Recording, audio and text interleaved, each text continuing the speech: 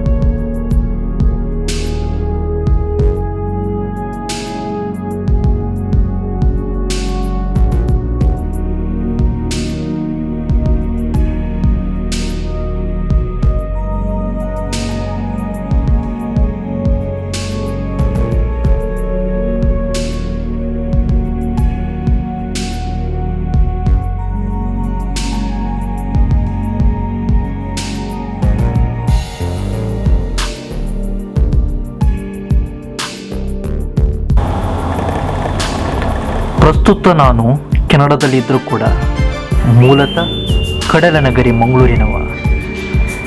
ಅಂತಹದೇ ಒಂದು ಪ್ರದೇಶವನ್ನು ಇಲ್ಲಿ ನೋಡಿದಾಗ ನನ್ನತನ, ನನ್ನವರು, ನನ್ನೂರಿನ ನೆನಪಾಗ್ತದೆ. ಟೊರೆಂಟೊದಿಂದ ಒಂದು 15-20 ಕಿಲೋಮೀಟರ್ ಕ್ರಮಿಸಿದರೆ ಒಂದು ಕಣ್ಮನ ಸೆಳೆಯುವ ಕಡಲ ಕಿನಾರೆ ಇದೆ. ಅದರ ಪಕ್ಕದಲ್ಲಿ ಸುಮಾರು 15 ಕಿಲೋಮೀಟರ್ ವ್ಯಾಪ್ತಿಯಲ್ಲಿರುವುದೇ ಈ ಬ್ಲಫರ್ಸ್ ಪಾರ್ಕ್. ಇಂತಹ ಪ್ರದೇಶದಲ್ಲಿ ನಮ್ಮ ಊರಿನ ಕನ್ನಡದ ಕನ್ನಡಿಗರು ಸಿಕ್ಕಿದ್ರೆ ಹೇಗಾಗ್ಬೋದು ಹೇಳಿ? ಹಾಯ್ ಬಾಯ್ಲೌಡ್ ಚಾನಲ್ ಎಲ್ಲರಿಗೂ ನಮಸ್ಕಾರ. First and foremost wish you happy Mahashivratri.